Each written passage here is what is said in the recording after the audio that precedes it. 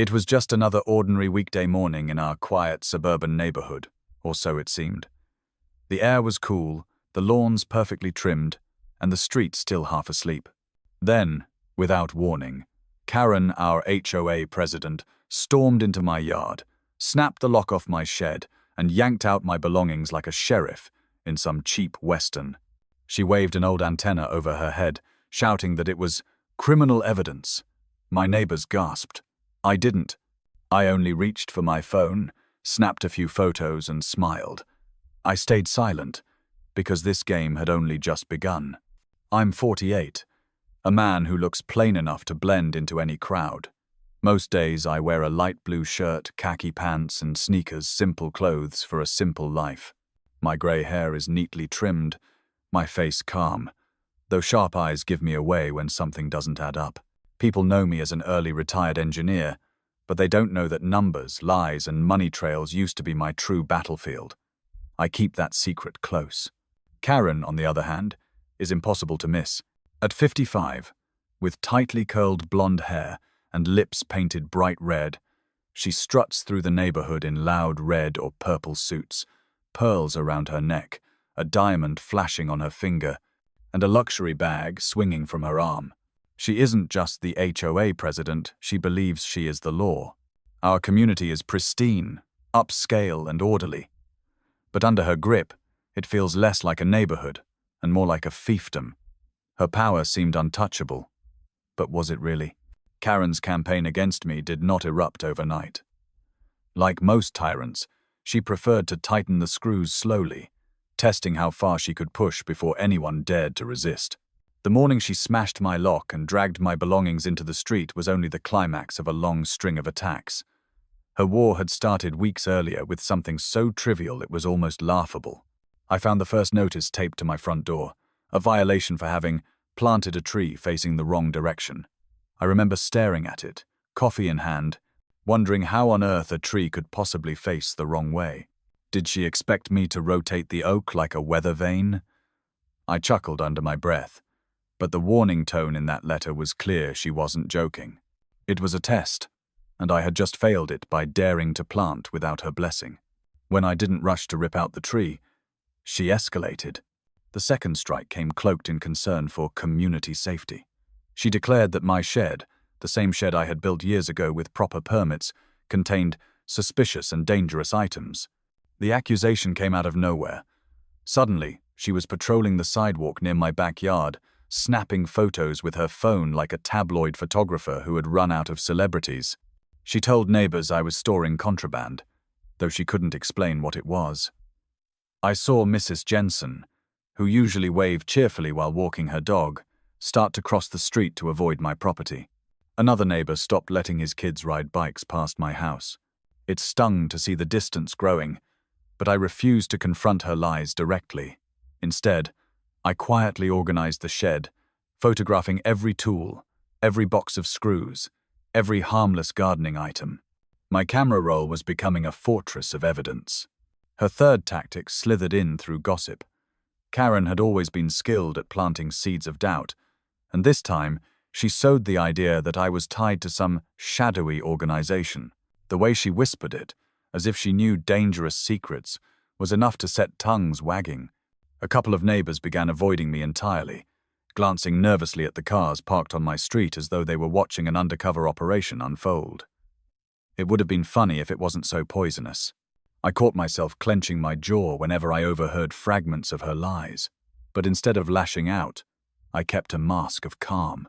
I trimmed my hedges, watered my lawn, and carried groceries with the same steady pace as always. My silence only made her louder, which worked perfectly for me. The more she shouted, the more reckless she became, and recklessness leaves trails. By the fourth round, she abandoned even the appearance of fairness. Flyers appeared on doorsteps accusing me of refusing to pay community fees that she had simply invented. Her emails grew nastier, painting me as a man trying to destabilize the neighborhood with my refusal to obey. Reading her dramatic lines while sipping morning coffee became a strange sort of ritual. "Your non-compliance threatens the harmony of this community," one email thundered. I laughed quietly, knowing full well that harmony had been broken long before I moved in, broken by her ego. My phone buzzed with calls from a few sympathetic neighbors urging me to ignore her. I told them I would, and outwardly I did. But privately I filed every flyer, every email, every message into carefully labeled folders. One day, I told myself, this archive would be worth more than gold. The fifth and most dramatic assault came on that unforgettable morning when Karen physically broke into my shed. I heard the metallic snap of the lock, followed by her triumphant voice. She yanked my belongings into the driveway as if she were conducting a police raid. An old television antenna became her prize, hoisted above her head as she shouted to the neighborhood that it was criminal evidence. The crowd of onlookers gasped, torn between fear and disbelief. To them, it looked like chaos. To me, it looked like opportunity. I didn't shout, didn't argue, didn't move to stop her. Instead, I lifted my phone and captured everything. Her breaking the lock, her rummaging through my property, her shouting accusations into the morning air. Each click of the camera was another nail sealing her own coffin. What Karen failed to notice was the shifting tide among the neighbors. At first, they had been intimidated into silence, afraid of her wrath, unwilling to challenge her authority. But as her actions grew bolder, their unease grew as well. I saw frowns ripple through the crowd that morning. Some folded their arms. Others exchanged uneasy glances. Fear was cracking, replaced by something stronger, doubt. And doubt, once it spreads, is unstoppable. I felt the weight of their eyes turning not just on me, but on her. Her grand performance was backfiring. Still, the cost of my silence was real. Walking through the neighborhood, I could feel suspicion clinging to me like smoke. Some neighbors looked away, unsure of what to believe. Others watched me closely, as if waiting for me to slip up and reveal some hidden truth. There were nights when I sat alone on my porch, staring at the folders of evidence on my laptop, wondering if I should act sooner. Maybe I was letting her lies sink too deep. Maybe I was sacrificing my reputation for too long. But then I scrolled through the hundreds of photos, the stack of printed flyers, the recordings of her rants. Each one was a weapon. I only needed the right moment to strike. The irony was delicious. Karen believed she was pushing me into a corner, suffocating me with false charges and public humiliation. But in reality, she was doing my work for me. Every outburst, every fabricated violation, every ridiculous stunt only tightened the wire I was coiling around her. She thought she was the predator, but she was really the one thrashing in a trap. And as I stood in the center of her storm, calm and unflinching, I knew the truth she couldn't see. The storm was hers, not mine. They thought I was beaten, silenced, powerless. But I wasn't cornered. I was calculating. And with each passing day, with every reckless move Karen made, my plan became clearer. She wasn't burying me, she was burying herself. The community didn't know it yet, but justice was already on its way, and I was the one quietly guiding it to their doorstep. The day after Karen's public performance with the shed, I decided it was time to stop playing defense. For weeks I had stood quietly, collecting evidence, letting her noise echo unchecked through the neighborhood. That silence had served me well, but storms don't pass on their own, they have to be redirected. I started my counterattack not with shouting, not with confrontation, but with paperwork. My lawyer received an envelope that morning containing photographs of Karen breaking the lock, rummaging through my property, and waving around the antenna like a weapon. Alongside the photos were copies of her flyers, her fabricated violation notices, and screenshots of her aggressive emails. My lawyer chuckled when he saw the stack. "This is gold," he said, and I knew he was right. But I didn't stop there. Karen had always believed that her loud voice was her shield. She thought as long as she kept screaming, no one would dare to question her authority. That belief made her careless with money, and money had always been my specialty. While she was busy spreading rumors, I spent quiet nights combing through the HOA's financial reports. Buried in the numbers were discrepancies, checks written to companies that didn't exist, invoices paid twice, funds allocated without explanation. To the average resident, it looked like boring paperwork. To me, It looked like embezzlement. I documented every irregularity, each dollar that had gone missing under her watch. By the time I was done, I had a file that could make even the most seasoned auditor sweat. The unexpected twist came from inside her own home. One evening, I received a knock on my door. Standing there was her husband, a man I had only seen from afar, usually trailing 2 steps behind her during community events. He looked tired, defeated, but determined. "I can't keep quiet anymore," he said. In his hands was a folder bulging with paperwork copies of checks, receipts, even her handwritten notes about adjusting the HOA budget. "She thinks no one will ever catch her," he whispered, "but she's wrong. I won't let her drag me down with her." His voice trembled, but his resolve was clear. I took the folder, thanked him, and knew that the tide had officially turned. Not long after, another ally revealed herself. Mrs. Parker, a neighbor who had once been fined heavily for painting her shutters the wrong shade of blue, approached me. "I know what she did to you," she said. "She tried the same with me. I paid because I was scared, but if you need me to speak, I will." For the first time, I saw real courage flicker in her eyes. Fear was losing its grip on this neighborhood, replaced by a quiet rebellion. Karen had ruled by intimidation, but intimidation collapses the moment people realize they're not alone. The final piece of the puzzle was my own past. I had kept it hidden for good reason. To the world, I was just an early retired engineer with a calm face and simple clothes. That was true but incomplete. Years before, I had worked as a government financial investigator, tracking money trails across corporations, shell companies, and occasionally criminal organizations. I had dismantled schemes bigger than Karen's entire HOA empire. That experience never truly leaves you. It lingers in your instincts, sharpens your patience, and makes you see patterns others miss. For months, I had let Karen believe she was dealing with an ordinary neighbor, but the truth was far more dangerous for her. I revealed my past only to a select few: my lawyer, my 2 new allies, and eventually the authorities I quietly contacted. I knew the timing had to be perfect. If I unveiled my hand too early, she would twist it into another accusation. But if I waited until she tried to present her so-called evidence, the impact would be devastating. The trap was set. All I had to do was wait for her to walk into it.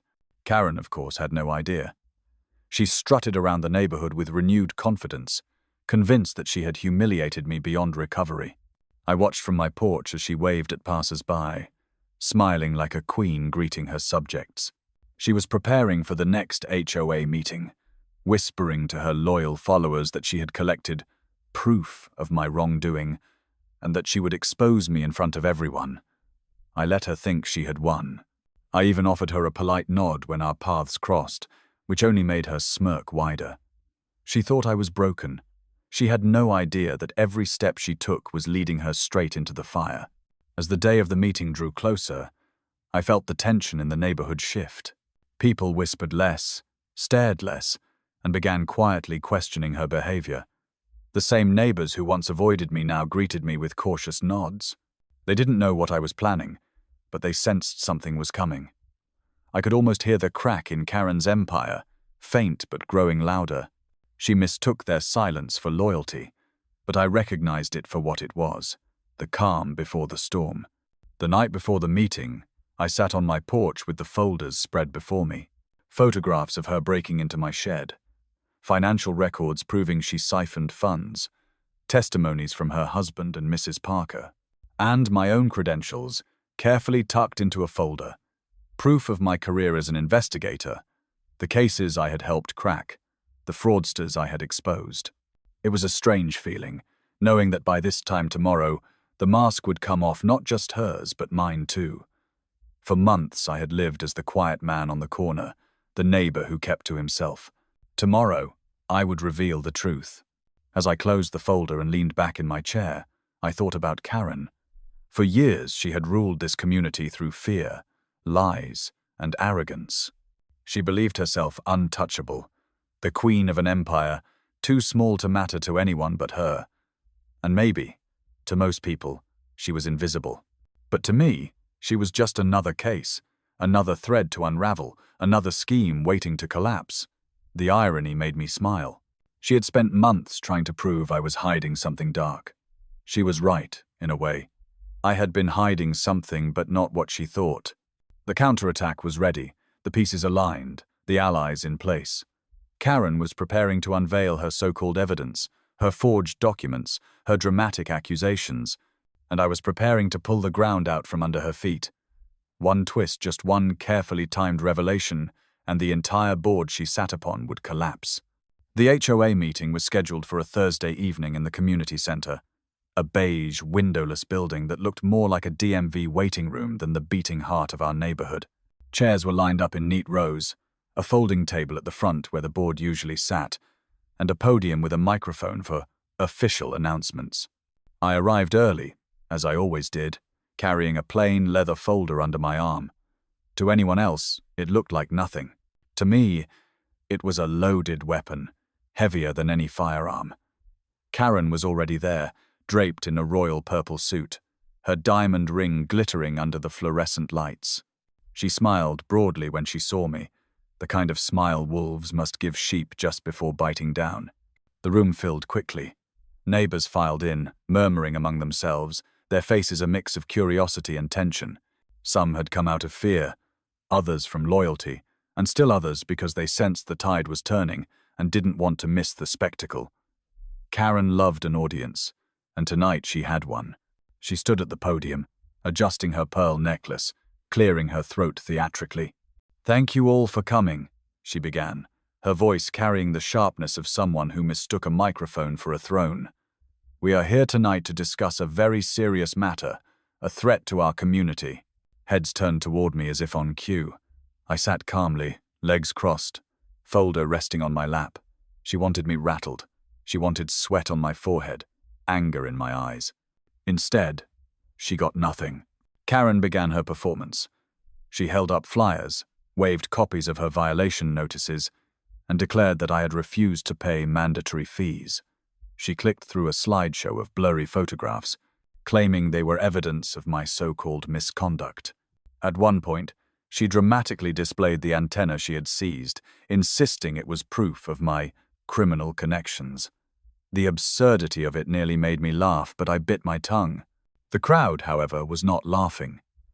I saw raised eyebrows, skeptical frowns, and neighbors leaning toward one another to whisper.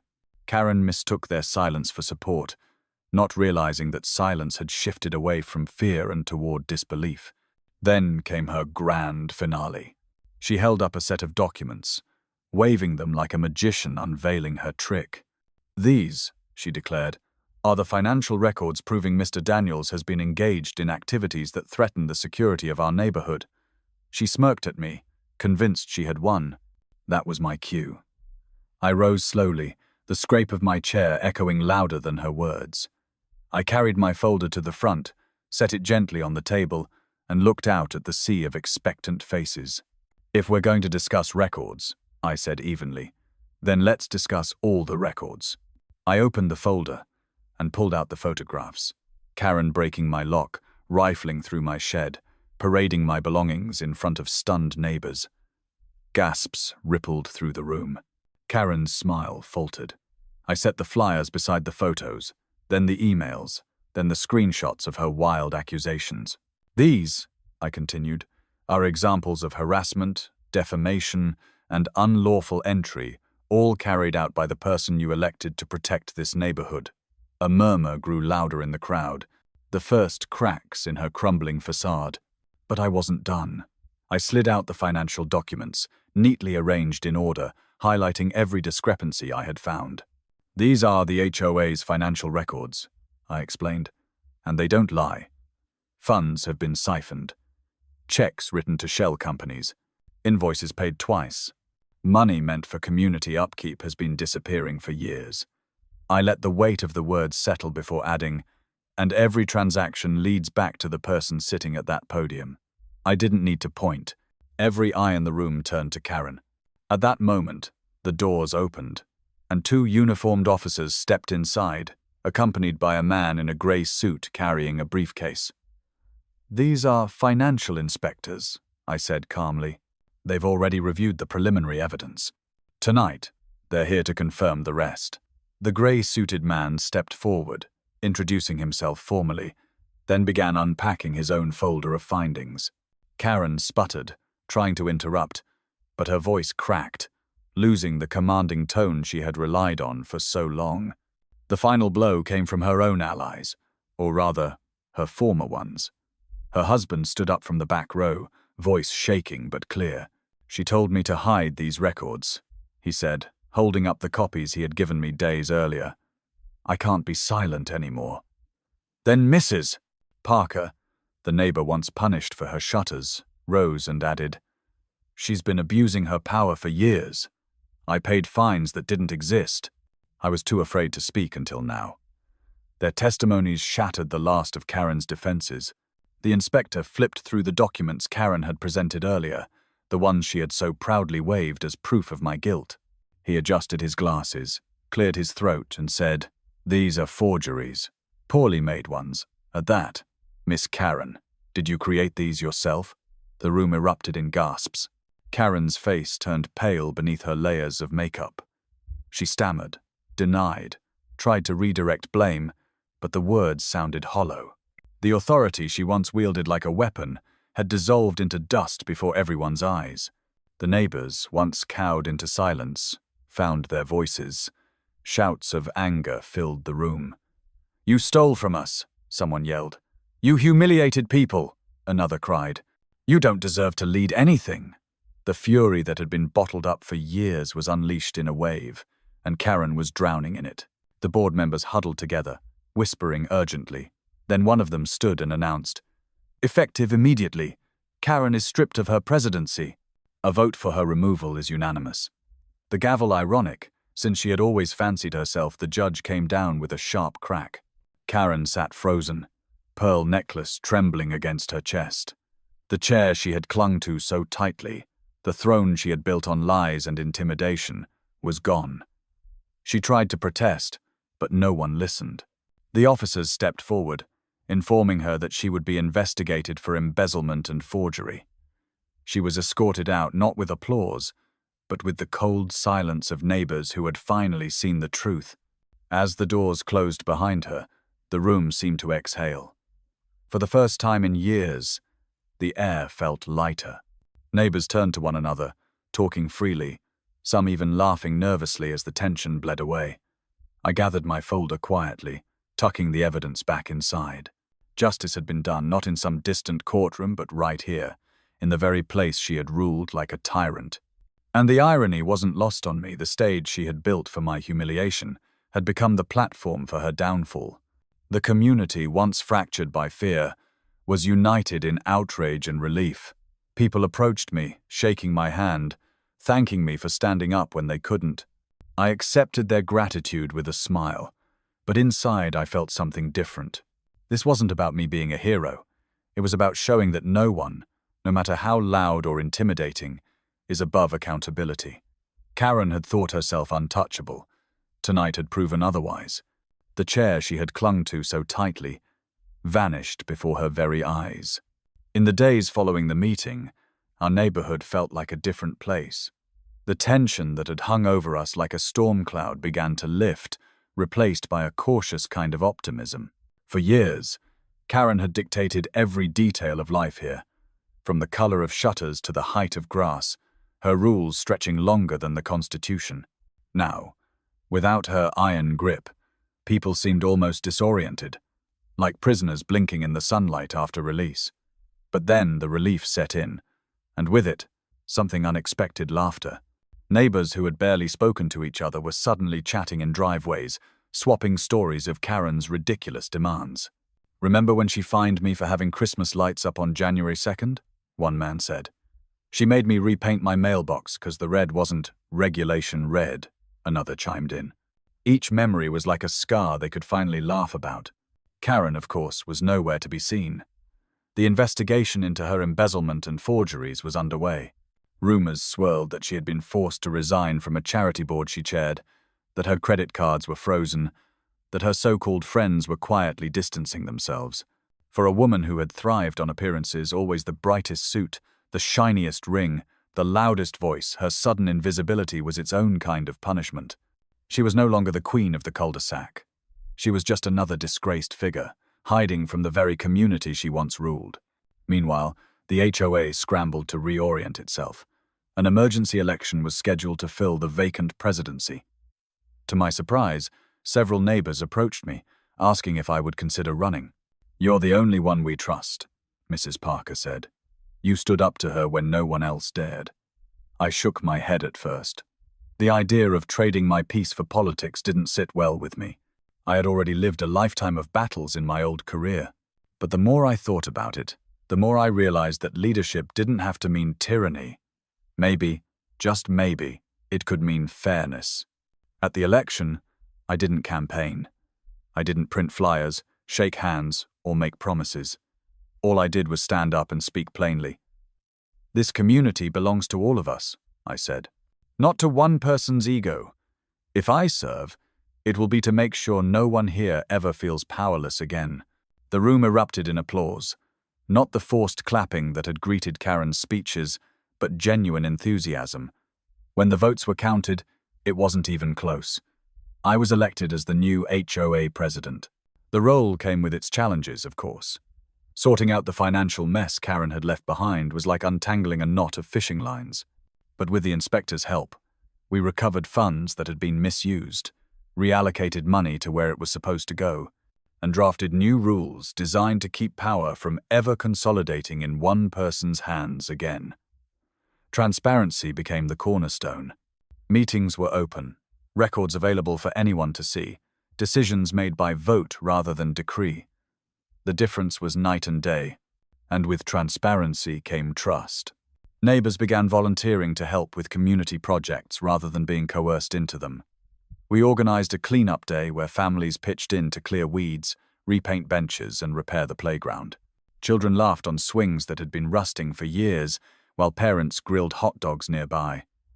It felt less like an HOA and more like a neighborhood again, something alive, something real. For the first time since I had moved here, I felt like part of a family rather than a subject under surveillance. As for me, I remained the same man I had always been. I still wore my light blue shirt and khaki pants, still trimmed my hedges on Saturday mornings, still enjoyed a quiet cup of coffee on my porch. But people looked at me differently now. Not with suspicion, not with fear, but with respect. Some, even with gratitude. They saw me as the man who had outlasted Karen, who had turned silence into strength and patience into victory. I accepted their appreciation humbly, because the truth was, I hadn't done it alone. Without the courage of her husband, without the testimony of Mrs. Parker, without the quiet frustration that had built up in every neighbor, Karen's downfall would not have been possible. Justice is never the work of one. It is the echo of many voices finally speaking in unison. Karen eventually moved away. Her house sold quickly despite the whispers attached to it. I didn't attend the open house, though I heard that potential buyers laughed at the over-decorated living room, the gold curtains, the oversized chandelier that screamed of a woman desperate to be noticed. By the time she left, the neighborhood barely mentioned her name. She had gone from omnipresent dictator to forgotten footnote. And maybe that was the harshest punishment of all, not disgrace in headlines, but erasure in memory.